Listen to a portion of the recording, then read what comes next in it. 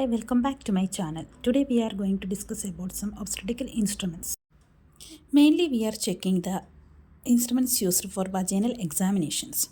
This is the Sims double-bladed posterior vaginal speculum. So here you can see there are two blades. One is wide and one is small. You can see it here. This is small and this is wide. The small blade we are using for the primipara mothers and wide blade is using for the multipara mothers. And here you can see the shaft. It is a concave shaped shaft, and this shaft is using for the secretions. If any vaginal examinations we are doing, the secretions will be go through this shaft only.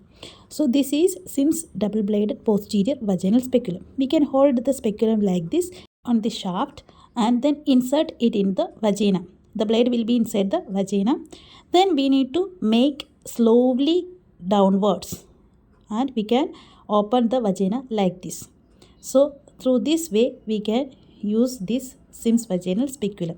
Mainly we are using this instrument for the time of hysteroscopy, hysterosalpingography, IUCD insertion and removal, and for some surgical methods such as DNC and DNE. Together with this instrument we are using one more instrument, that is anterior vaginal wall retractor. It is a long metallic instrument. You can see it in the image. Here it's having a long shaft, round serrations with the loops. You can see the loop with the serrations, and it's having a long shaft.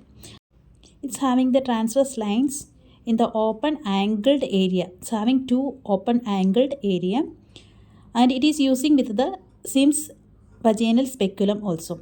So we can use this instrument as like this. Look at here.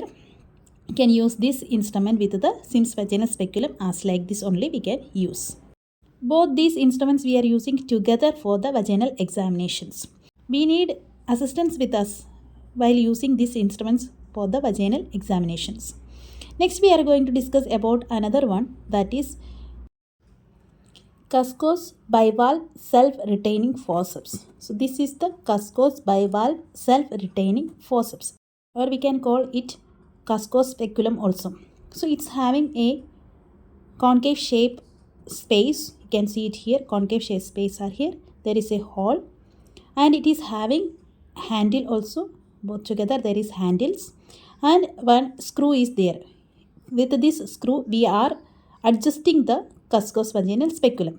So while inserting this speculum we need to loosen this screw, and then we want to use this speculum inside the vagina. So when we are inserting like this only, we need to hold the speculum. Then we need to insert the speculum inside the vagina and just turn it to the down. Then we need to close the screw. We need to tight the screw. It will be tight. And you can see here these blades are not coming together because we already tightened with this screw. While using with this instrument, we cannot see the uppermost portion, that means the anterior portion of the vaginal wall and the posterior portion of the vaginal wall, because of these upper and lower blades. So we cannot see the uppermost portion and lowermost portion of the vaginal wall. This Cusco vaginal speculum are also we are using the same use as like the Sims vaginal speculum and the anterior vaginal speculum. Next we are going to see the another instrument, that is uterine curette. You can see the curette here. Same as like anterior vaginal speculum, but some differences are here. So for the anterior vaginal speculums, the loops are with some lines, and for the curettage there is no any other lines. You can see here there is no any other lines. But in the curette, you can see on the shaft area there is some lines are here. You can see it in this video.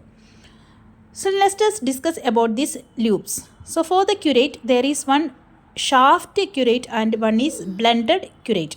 One end is shaft and the one end is blended.